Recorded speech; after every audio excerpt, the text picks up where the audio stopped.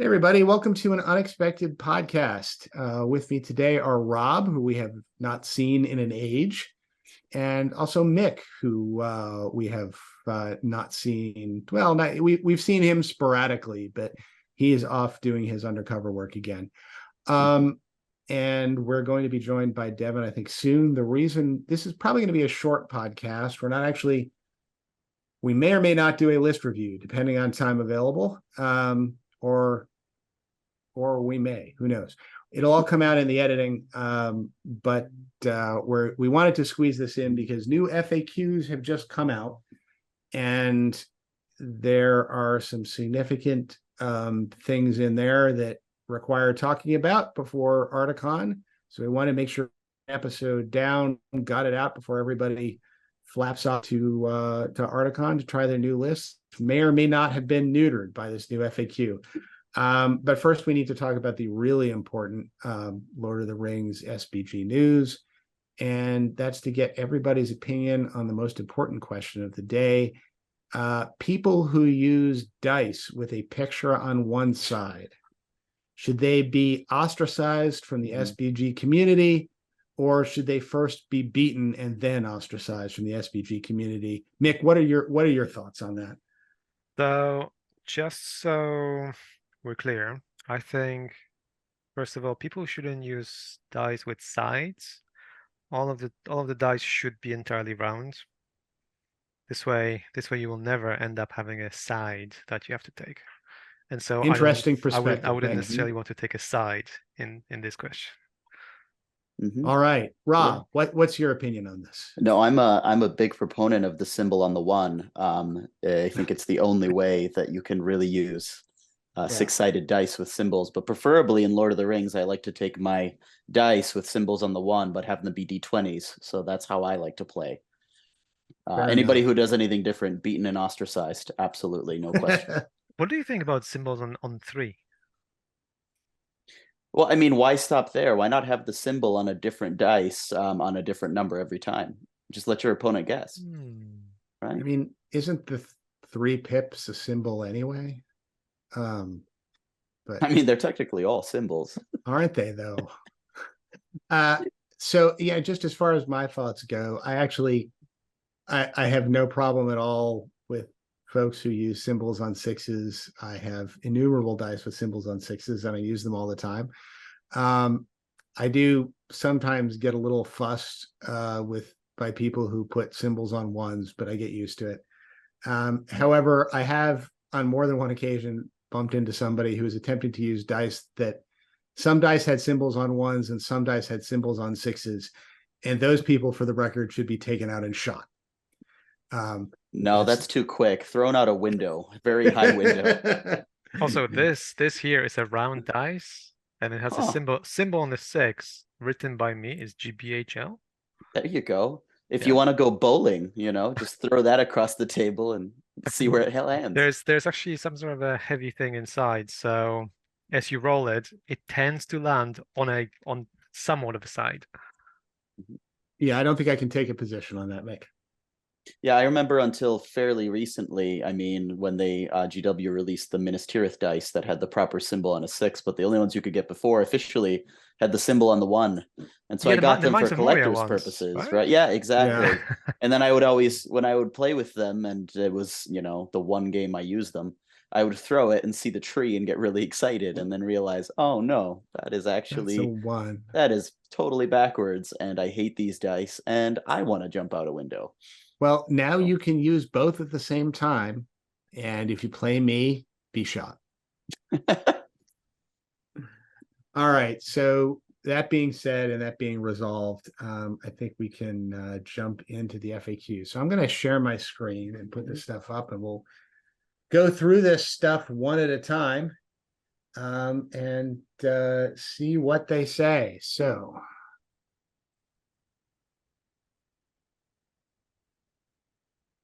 here we have the FAQs. Can everybody see the FAQs? Yes. Yes. All right.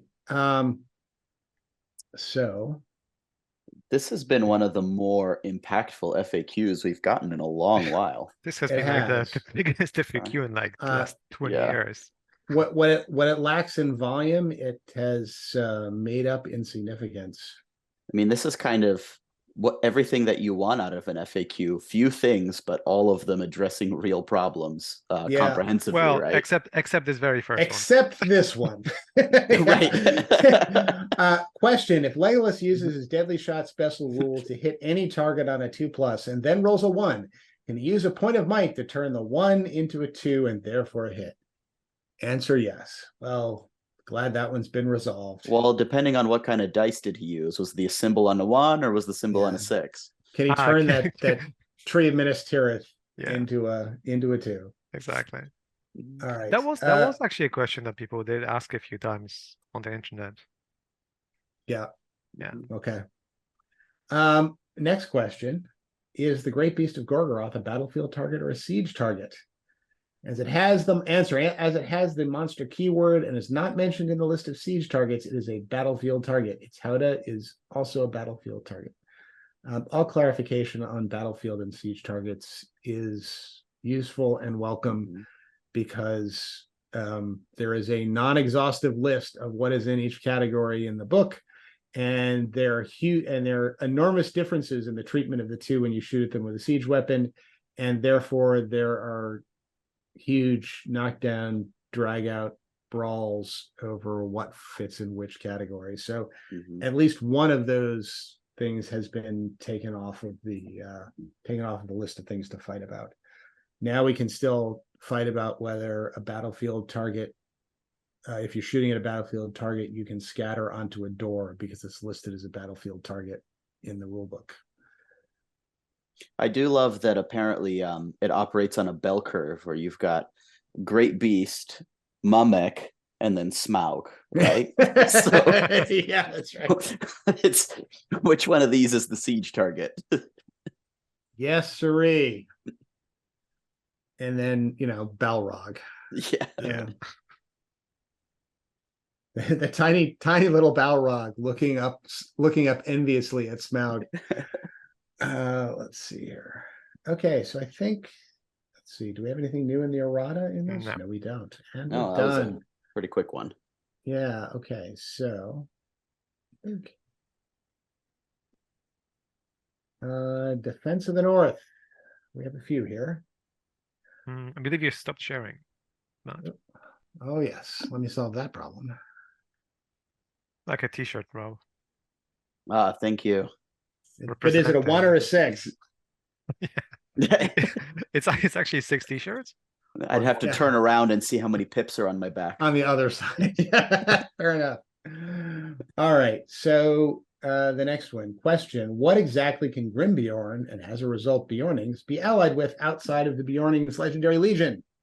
Answer: treat Grimbjorn in the same manner as all other Wanderers of the Wild. As a result, Grimbjorn and his own list of what he can ally with provided in his profile, Bjornings can then be included in Grimbjorn's warband as normal. Bjornings can then, I didn't see a period there. Bjornings can then be included in Grimbjorn's warband as normal. So you can ally Grimbjorn in as a Wanderer of the Wild, and he can take some Bjornings in his warband. So is the clarification here that he can take Bjornings with him when allied? Because I didn't think him being a Wanderer in the Wild was a point of contention. Isn't that right in the book? Yeah, no, it's the last sentence. Bjornings can then be included in Grimbjorn's warband as normal. Right. I think there was some discussion over that. Okay, let's start on the left here. If a magical power such as the Sorcerous Blast or Tremor hits the Dragon Emperor of Rune whilst riding his Royal Palanquin, how many hits will the Royal Palanquin take? 1. Tree of Minas Tirith. The Royal Palanquin is essentially a single mount with 6 Tree of Minas Tirith wounds and should be treated as such. When the Dragon Emperor dismounts, you simply place the Royal Palanquin on with a number of black dragons equal to his remaining wounds. All right. Oh. So, next question. Simple enough. Yeah, if the dragon, and I think that's the way we played it anyway. Yeah, I think so.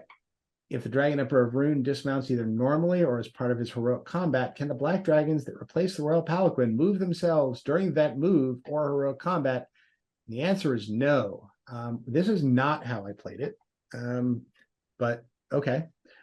I guess That's an interesting thing. So would that then apply to something like Gothmog riding a warg? If he dismounted, then the Gothmog would still be able to keep moving whilst the warg would just stay there. yeah, I think it would. I have to Do you say, mean Azog or? Azog Azog too. or Gothmog, yeah. Like Anybody guess- on a warg. I any guess hero. anybody on a warg could theoretically stay. Yeah. Yeah. If the warg passes. Yeah. I haven't gone and like chased down this rule and seen if, once you Hmm. dismount, the mount doesn't move anymore, but maybe Hmm. that's the case. This is not how I played it with the Dragon Emperor of Rune. I just, dismounted the 6 and then moved them, but I have been corrected. So, Hmm. so there we go. Next one. When Razgush's war leader of the North special rule references orc captains, is that only the orc captain's profile or any profile that includes the words orc captain, such as Zagdush orc captain, Morannon orc captain, or Gorbag orc captain? The answer is only the orc captain profile. Nice try, folks. But no. This is next question. In the Assault on Lothlorien Legendary Legion, can Drozag take fell wargs in his warband even though they are not listed as part of the Legendary Legion? Answer no. This next one is interesting. Yeah. Well, no, I don't think. I think this one is a clarification. In the Assault on Lothlorien Legendary Legion, do supporting models gain the +1 bonus to wound for the Ruthless Savagery special rule? The answer is no. Yeah, there was a bit of threads about that on one of the Facebook pages recently. Mhm. Yeah. But yeah, that's good. It's clarified. Yeah, I'm glad it's clarified. I mean, I had that firmly in my head as that's what it was. I can't really remember why. I think if we went back and listened to our Yeah, I mean Assault on it was because the model was still outnumbered, so the spear supporters still treated the model as being outnumbered. Yeah, So you could sort of read it both ways. yeah. Okay. All right, so here are now some we of the have really big ones. yes. Now and then came the errata. The Bjornings, great resilience, changed the second sentence to read, on a natural 6, the wound is ignored, just as if a point of fate had been spent. So so Bjorn and Grimbjorn in bear form are now slightly less unkillable. Mhm. Because their 5-up save has been changed to a 6-up save. I have to say, okay, fine. I mean, they were pretty unkillable with this, but the list had enough other problems given the fact that it just had the 2 heroes and a bunch of guys that I didn't really consider this to, I was happy to have 2 unkillable bears, but Also it stays on a natural 6, so you can't might into it.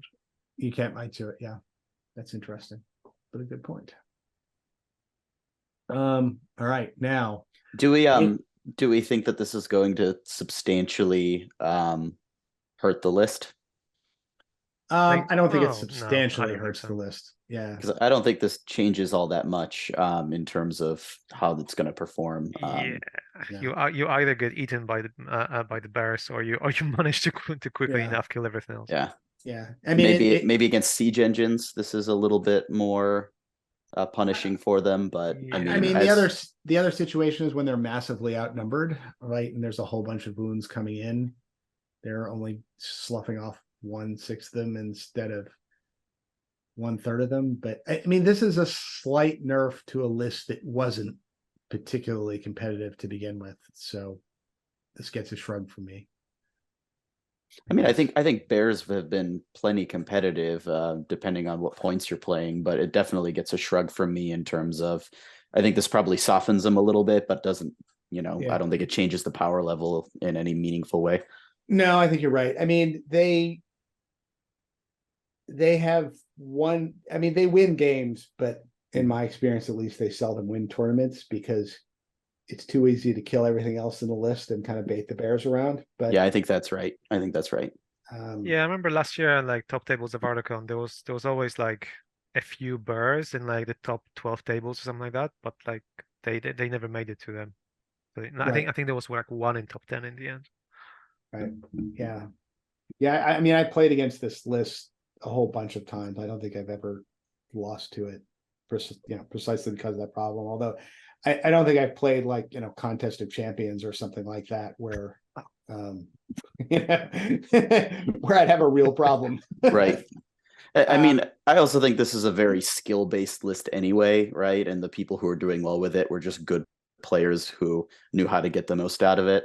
And people who didn't know how to play with it were not getting results. So yeah, 'cause actually good players will still do well, even with the slight nerf to the fate save. Yeah, didn't Ed Ball win the last GT with Bears as good army and Ringwraiths as a bad army? I think so. I think that's right. Yeah. Yeah. I mean, last Nova, I remember there were plenty of bears, and it was the standard. The good player with the bears was going to be in the top 10 anyway, and the bad player with the bears was going to be mid tables anyway, right? So right. Yeah. And it depends a lot on your matchup and your scenario if you're playing the bears. Yeah. Okay, so the huge change, Assault on Lothlorien. Add the following first bullet point to additional rules. Musger must always be the army's leader. That's fine. He often was anyway. Yeah, that's true. I found that a lot of people had him as their leader because they didn't even realize that wasn't the rule. Like they didn't read it carefully and assumed he had to be the leader, right? Yeah, I mean, I will always, I mean, I can't do it anymore, but I will always have been on team Ashrak as your leader. Haha, you want that victory point? Go paralyze yourself. But okay, the next change, the biggest change. All right. Yeah. Well, we'll stop dancing around the bush. Add the following bullet point to additional rules. The Legendary Legion may not include more goblin models than orc models. So no more 60 goblin, 4 orc lists. Which I think causes 2 problems, right? I mean, you end up with half your army being orcs, and then you got to spend a bunch more points on things like orc captains in order to get slots to put orcs in. Yeah. Thoughts on this? Well, so first of all, there was someone posted a solution to it on GBHL site the other day. Okay. With something like 15 orcs and then 5 goblins and then 10 warg marauders. I'm not sure that's a solution, but it's a certainly an innovation. Yeah. And the question was, is that 50-50 or is that more goblins? I think that's legal the way this is worded, right? Because that is a marauder is 1 goblin keyword model. Yeah, but a marauder says it there consists of 3 goblins and a warg. 3 goblins, yeah. Yeah, but it's still a model, right? So it's still a goblin model, yeah. When you start the game, right? And frankly, I'm not particularly fussed by that. So solutions. Yeah, it is a solution. So I mean. So the orcs are A, more expensive, and B, more vulnerable to shooting. Perhaps even deadly vulnerable to shooting. So I have not tried to put together a list with this change yet. Have either of you tried to do that and seen what it looks like? Yeah, I have actually. And I was just kind of playing around to see how that would look in practice. And what it basically came down to is you had Musger with a full warband, including a banner, an orc captain. I put them on a warg, but you could not do that with a full warband. And then the 2 named goblin shamans and an unnamed goblin shaman with, I think it was like 4 spiders, 2 bats, 2 wargs, and then some like 20 goblin bowmen and like 6 goblin spearmen or something like that.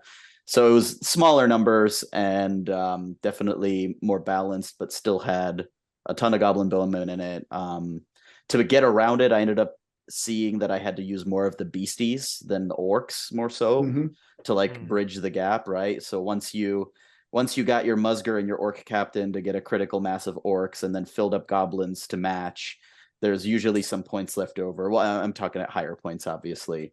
And to bridge the gap, instead of trying to screw in more goblins, because you obviously count the characters as well, right? I just ended up going with more beasts that kind of filled it in. Yeah, you just can't really have any prowlers then. Yeah, I mean, you get a lot less prowlers if you go that route, or you get a lot less bowmen. It's really kind of depending on which way you want to take it. See, I wish they had made this change about 6 months ago before I bought my 24 prowlers. I think I only have like 15 of them, but that even seems too much now. Well, you can imagine the conversations at GW headquarters. All right, we're sold out of prowlers. Make the change. We finally Mission got that warehouse accomplished. cleared out. Yep. but to be fair, like even after playing the army and after getting all those prowlers, like I found the army incredibly boring in a way. So in a way, it's like, oh well, it's a good change. Yeah, it's a good change. I love the change. I think that it's a lot more fun to play against and probably with, but yeah, I think it's a good change. It certainly kills the army as far as top dog in the meta kind of thing, in my opinion. It cuts it down to a pretty upper mid tables kind of army at this point, but it's a lot more fun. It looks a lot cooler, and it's a lot more kind of, you have a lot more variety in it now, which I think it accomplishes what it set out to accomplish. Yeah, that's right. We get more orcs, which, you know, we've never seen any place else on the list. Well, orcs and like beasts, so it looks a little more of a mix rather than just the goblin army with, you know, Musgur. Yeah. All right, fair enough. Out of curiosity, how many points and how many models ended up in the list that you drafted with, Rob? I think I ended up doing an 800 point list just because, again, I was tapping into the army builder to see where it got, and it was, I mean, it still had to be what, like over 50 models all told. All right. It was still, you know, it wasn't astronomical the way you could do before, but it was still a good amount of bodies. Yeah. Well, so that'll be interesting. You know, my fear when I read this, because I hadn't put together a list, so I wasn't sure how the numbers came out. My fear when I read this was that no one would ever take it again, which I thought was a shame, because it is, you know, kind of an it's a very different list than most of the other lists that you face. But it sounds like if those are the numbers you can kind of put together, that's, you know, like you said, it's not going to be a world beater, but it's another one of these kind of curiosity lists that you'll see every once in a while. And well, and it still has the tricks, right? It still has your crazy invisible spiders and your bats and your good goblin bowmen and all of it. So right. Now that said, I haven't tried to build it for like a 650 point level, which seems to be the new number for all of the top tournaments. So I don't know what it looks like at that level, but certainly at 800, it still, you know, functions. Yeah, because I mean, I just pulled out a calculator, and like if you were to take Musgur with an orc captain with the two named goblin shamans, you still get like 25 orcs, 12 goblins with bows, 10 prowlers, 3 spiders, 2 bats, and that's 665. Yeah, so that's not so bad. So it's not like massively changed. Mm-hmm. It just instead of previously having only had like maybe 10 orcs and a goblin captain, you now have like 25 orcs. You have less prowlers, and you have to take an orc captain. But I think the big deal there is because you have less goblin bowmen and less prowlers, you're abusing that nighttime rule less, which is great, definitely. Right? Yeah, and also your orcs get hit harder by your opponent's shooting. Yeah, I was going to say we'll see what tune you're seeing, Mick, when you take that army against an army of Corsairs. Oh yeah, or even like Rangers of Ithilien or something, right? Why did we attack at night? What were we thinking? Should have brought Harry Goatleaf. Yeah, that's right. Yeah, ally in Harry Goatleaf into your assault on Lothlorien list. Turn on the lights. All right. Okay, so I'm pretty sure that's it for that is okay. Yeah.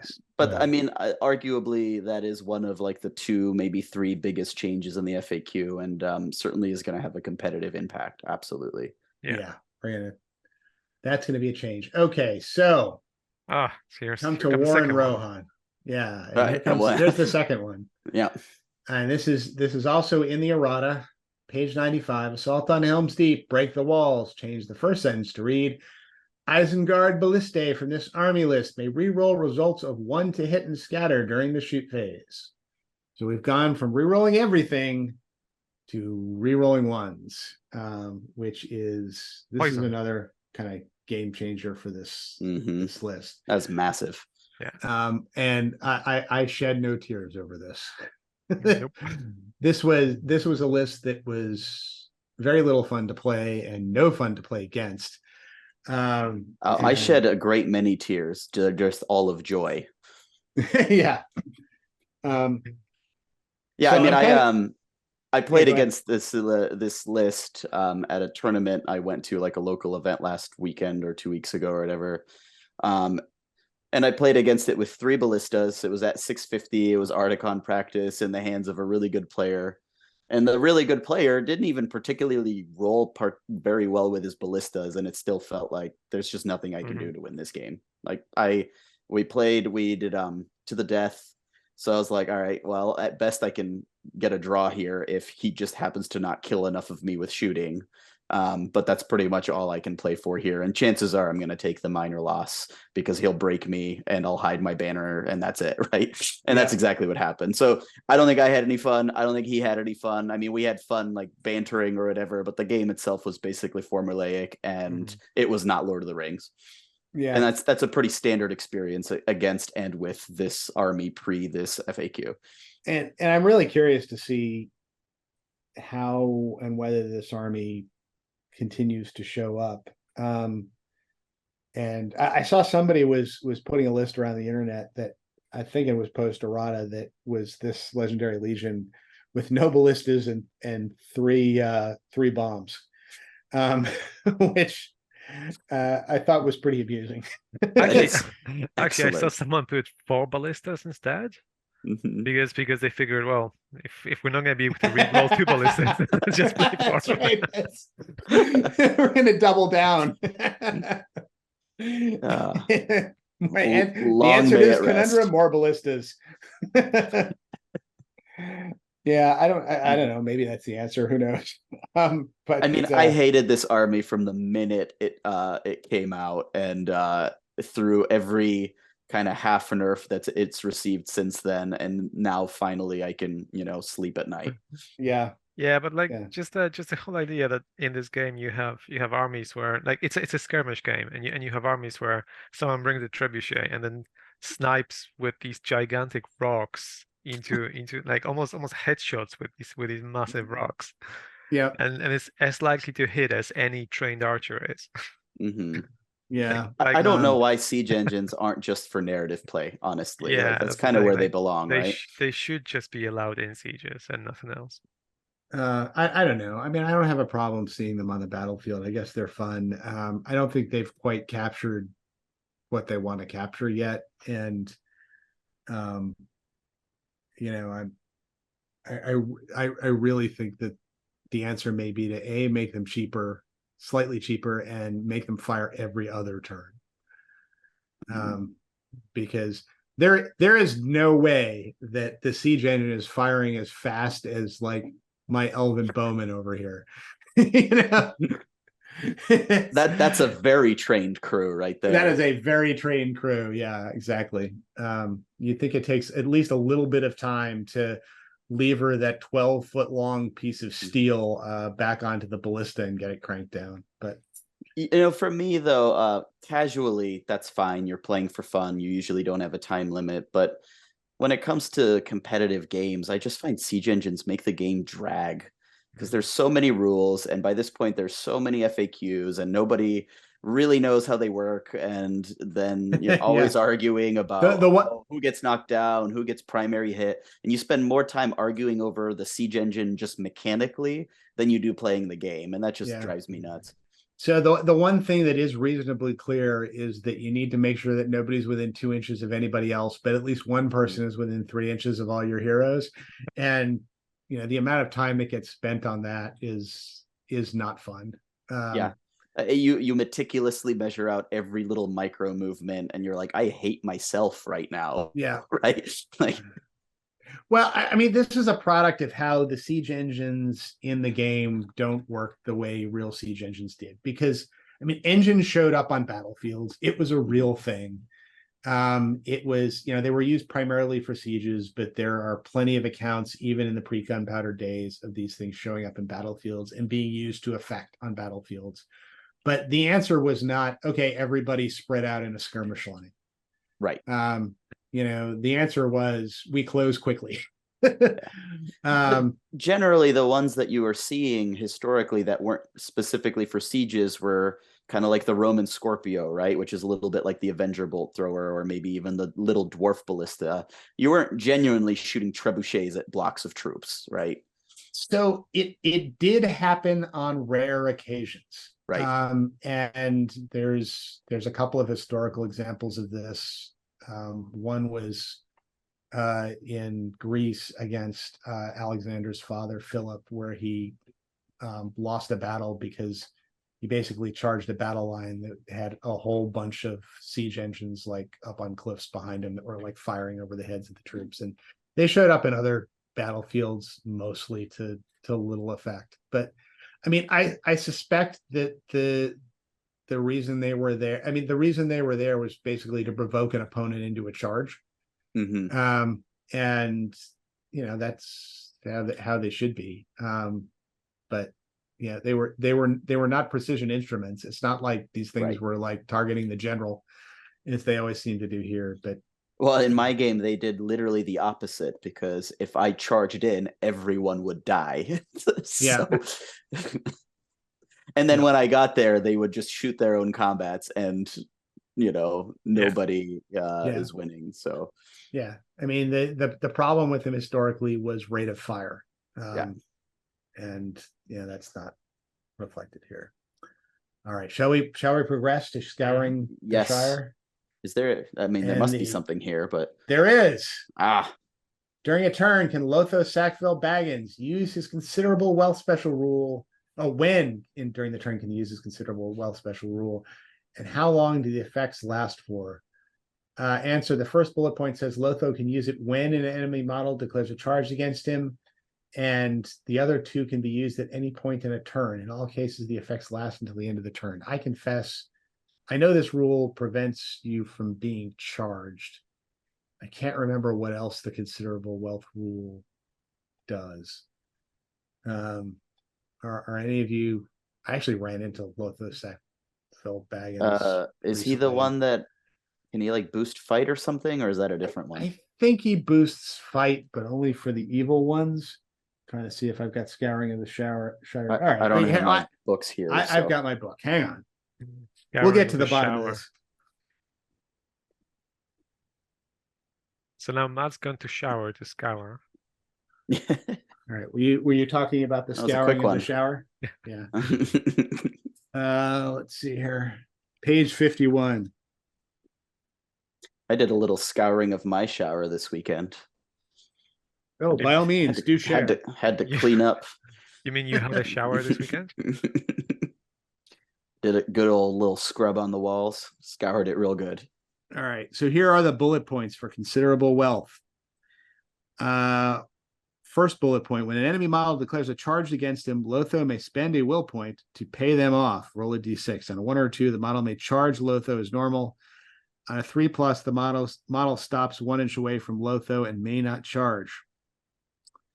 Bullet point 2: Lotho can spend a will point to pay off all friendly ruffian models within 3 inches. These models will automatically pass the next courage test they have to make. Bullet point 3: Lotho can spend a will point to pay off all friendly hobbit models within 3 inches. These models add +1 to their fight value until the end of the turn.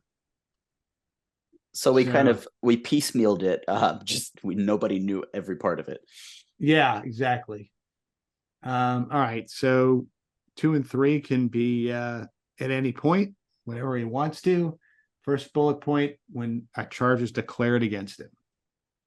So there you go. Let's see. No evil errata lurking here.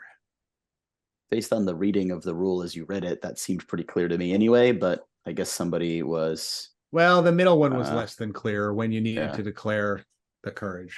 Let's see. Matched play guide. I think there was something in here, if I recall. Oh yeah. Okay. So question. If when a Mm, siege engine lands a hit, they would also deal a hit to other models within certain range of the initially hit model, such as the area effect rule of a Gondor Battlecry Trebuchet. Do these additional hits also gain the +1 to wound in a Clash by Moonlight scenario? Answer no. Hmm. Cool. All right. Not sure I really care either way on that, but Yeah. in a doubles scenario, when the scenario says it continues until one force is reduced to 25% of its starting numbers, does this mean one player's force or the entire doubles army? Answer: the entire doubles army. That actually, I'm glad got clarified, because that was far from clear. Okay. Unless Yeah, that that's doubles actually army's a quite red a, alliance, right? But yeah, because that's actually quite a major one, I think. mhm. Yeah, I mean, I think this is how it was generally ruled and played, but I think Mm. it was, as I said, far from clear. Yeah. Gondor at War. Let's see what lurks in there. Answer: in the Black Gate opens Legendary Legion, do supporting models get the +1 bonus to wound for the Hordes of Mordor special rule? Answer: no. So that's a parallel to the Mm-hmm. Assault on Lothlorien special rule. That's all. Armies of the Hobbit. I believe there's some. Oh, this has a big one in it too. It does. Yeah. And here it is. When an opponent selects one of their hero models to be the bearer of a large sum of gold, as per the Master of Laketown's Dragon Sickness special rule, do they have to tell the Master's controlling player which hero they have selected? Answer: yes. Mm-hmm. All right. Nothing else here. Move on. That actually is an interesting. I'm wondering what the theory was on no, because if the Master didn't know who had the gold, how would he? How could you bribe him with it? Yeah. He just knows some cyber criminal embezzled the money from him. He Yeah, doesn't that's know which right. one. Let's see. Question: when Bjorn or Grimbjorn uses his crushing strength, brutal power attack, if the target saves a wound with fate, does this stop Bjorn from rolling again for another strength 10 hit? Answer: no. Bjorn or Grimbjorn will continue to inflict strength 10 hits until he fails a to wound roll. Mm-hmm. I think that was how it was generally played. And then, thence to the errata. Page 45, Master of Laketown. Add the following special rule: who would have the nerve to question my authority? Passive. The Master of Laketown trusts no one and doesn't take kindly to others undermining his role. If your army contains the Master of Laketown, then he must be your leader, regardless of the heroic tier of the other hero models in your army, unless your army includes another hero with a similar rule. Additionally, if you're including an army of Laketown allied contingent as part of a convenient alliance or impossible alliance, then the Master counts as a hero of fortitude, both when building your army during the course of the game. So this has a practical effect. The practical effect is somewhat bizarre if you have to rationalize it, but we understand why they did it. The practical effect is that you can no longer buy 300 points of Laketown, have 35 or 40 guys, and then throw in whichever high point good heroes you want to actually play the game and win for you. No more. Yeah, which was the most common with Glorfindel. Yeah. Well, And there's a whole bunch of elves. these. Yeah. Glorfindel, Eagles, Saruman, and Galadriel. Possibilities were endless, but So I wonder anymore. if you were to include Denethor in this alliance, which one would be your leader? It would have to be Denethor, correct? I think it has to be Denethor because Yeah. there's the subclause of Yeah. unless your Unless army your army includes includes another another one. hero. Yeah. And he's Yeah. the only other one to my knowledge that has Yeah. that clause. So Yeah. I feel like that's a meme waiting to happen though, right? With the Master and Denethor looking at each other. But yeah. I mean, I just love the name here. Who would have the nerve to question my authority? Aragorn, King of Lesser. Gilgalad, High King of the Elves. So in a pure Laketown army, does this really make much of a difference? Were people always making Bard their leader? I think yes, people were. But I mean, It would make basically, sense to make Mastery a leader. no, it makes no tactical sense to make You the know, it master does leader. because then you can just send off bards, get him Right. killed, and you don't care. Oh, Right, he can well, kind of okay. hide, right? Yeah. On the other hand, somebody else could chop through the Laketown and hand your leader a bag of gold, and he's gone. And then you would run away with your master. Yeah, that's right. Well, at least now you can see it coming because you know Yeah, who that's has the right. gold. Yes. Yeah, that's right. Who is this enormous bird carrying a bag of gold in its talons? It's a giant bird with like a Just- Mr. T necklace or with a Yeah. clock on it. Just dropping it like in a paradropping gold on the master. And that's like, fine, I'm out of here. Yeah. I don't know. So I mean, I think this kind of kills the Laketown battery for big hero build, right? Because you're probably not Yeah. taking Bard.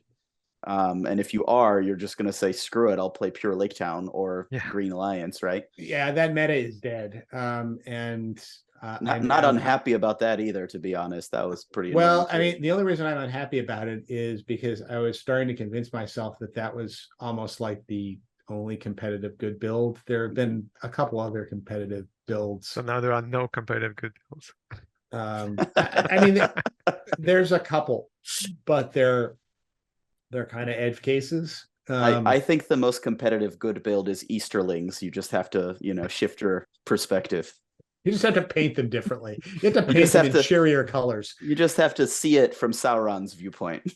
Yeah. Yeah, all right.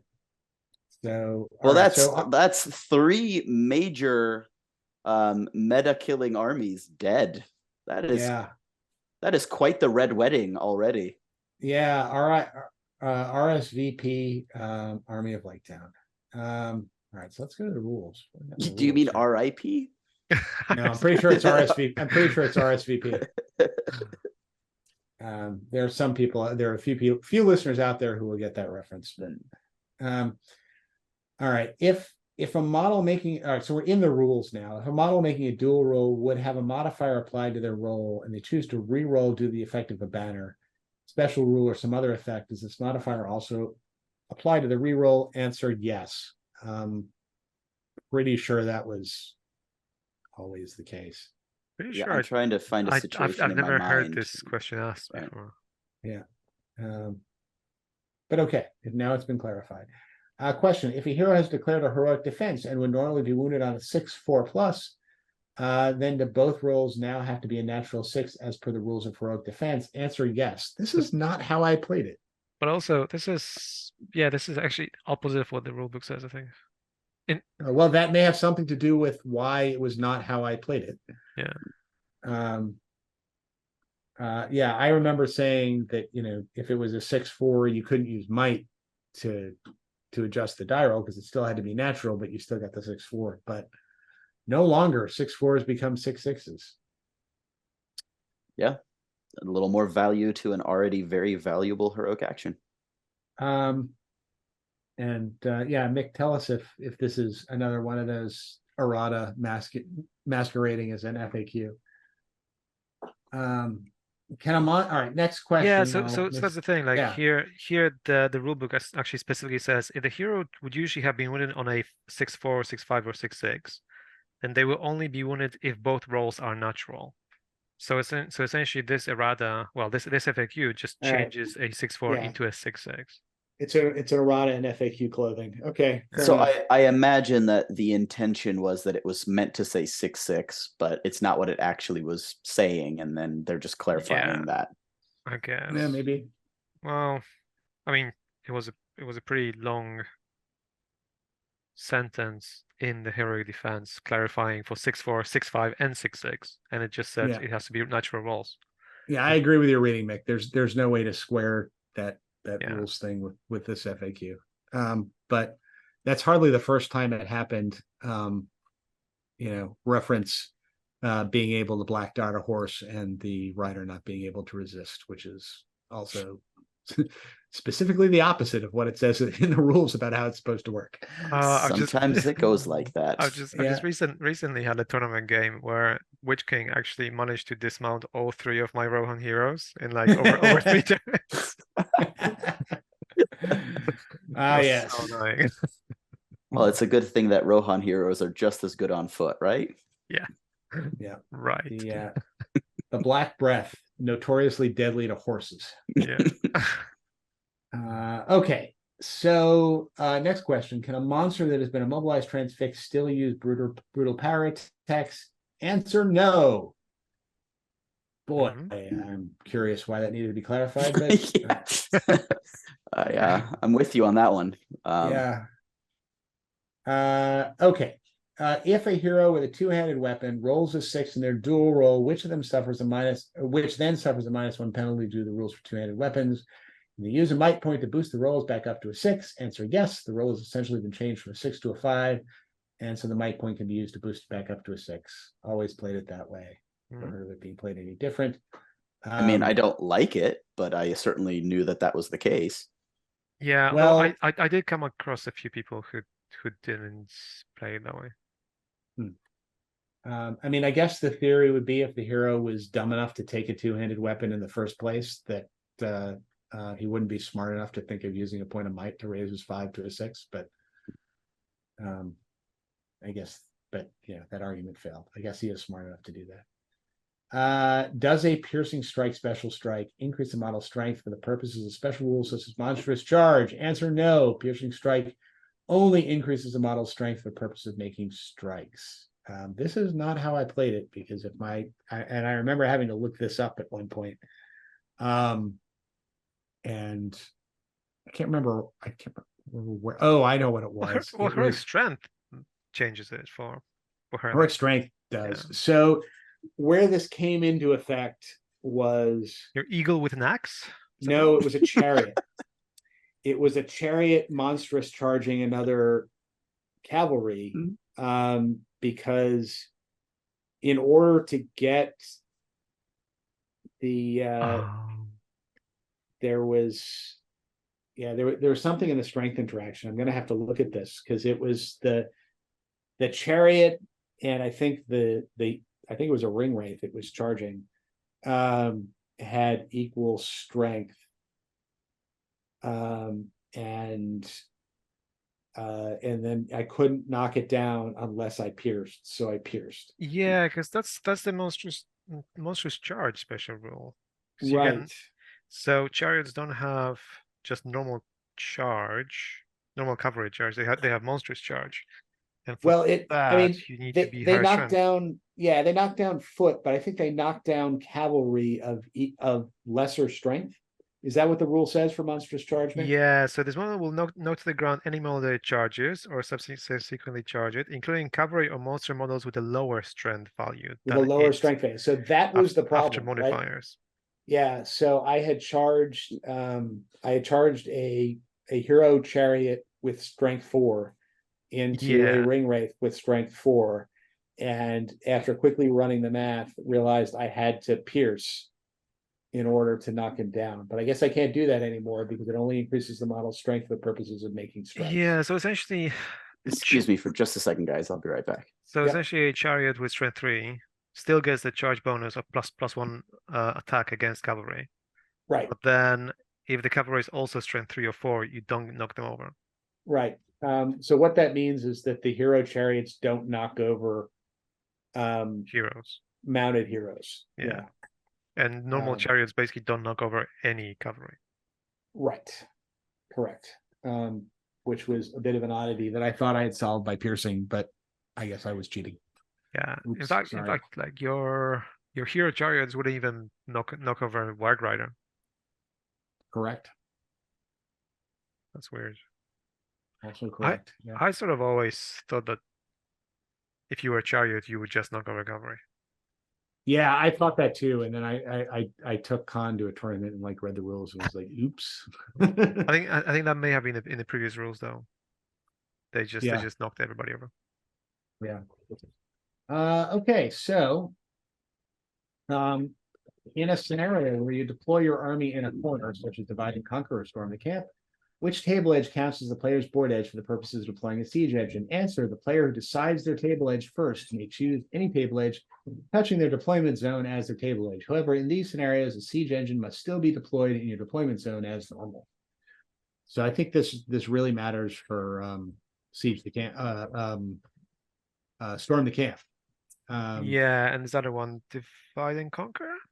Yeah, divide and conquer. So you basically end up setting your siege engine up somewhere within your own deployment. Yeah, zone, but is also really if what you this boils down if to. you have multiple siege engines in divide and conquer, all of them have to be in the same corner. Is that true? Because they're different war bands. Wouldn't you have to alternate deploying them? Yeah, but according to this, all of them have to be within 6 inches of the same table edge, and you deploy in opposite corners. It's like 2 of your armies are in opposite corners, 2 of your opponent's armies are in opposing corners. Yeah, so I guess multiple siege engines can't deploy and divide and conquer. I don't think they thought that through. I mean, it does say you can choose any table edge touching your deployment area as their table edge. Does that mean you can do more than one? Well, no, it has no, it has to be your edge. In the same way that in Maelstrom scenarios, you only pick one edge. Yeah, I guess. Yeah, so in that case, your siege engines have to be within 6 inches of that edge, whilst also being in one of your corners. Yeah, so you know what you need to do actually is you need to deploy a siege engine, deploy a different warband on the other side, and then deploy your next siege engine back there. Oh, which could Yes. really screw Assault on Helm's Deep, couldn't it? Yeah, because then you have 3 warbands and you end up with your 3 siege engines in one side and all of your Urukai on the other side. That's right. And your opponent cackling with glee. Well, I guess that serves you right if you're going to take Assault on Helm's Deep. Yeah, because then you always have to alternate, right? And yeah, you always have to alternate. And all of your engines have to be in the same corner. So yeah, you have no other choice. Yep. Interesting. All right. Okay. Cool. Question: when a demolition charge explodes, does it hit models that are in range but on the other side of a piece of tall, impassable terrain, such as a wall, rock face, or equivalent? Answer: no, because as we know from the movies, the demolition charges had absolutely no effect on walls. I'm not sure I buy that, but okay. Well, yeah, but that was because the demolition charge was put in a hole under the wall. If it was just on the other side of a big wall, so nothing happens, right? So my problem with this is the subjective term "tall, impassable terrain," which I'm sure is going to end up being like, you know, the wall of like this wattle and daub cottage. You know, it's going to turn out to be lined with Kevlar rather than mud. Yes. But all right, we'll let people fight over that. I guess it's I guess if you're taking demolition charges, you're coming to the nuisance of that particular argument. So, all right, errata. Here's a big one too. Page 39, in the way. Add the following paragraph to the end of the section. When a model makes a shooting attack that targets a war beast or a monster with the fly special rule, when they are determining models that are in the way, they ignore models, both friendly and enemy, that do not have the following keywords: monster, siege engine, or war beast. If the target model is engaged in a fight, then the in the way test for being in combat is still applied. Interesting. So Gulavar's not gonna be able to hide. Yeah, Gullivar, all of a sudden, it has like a bright red dot on his forehead. Yeah, not good for Gullivar.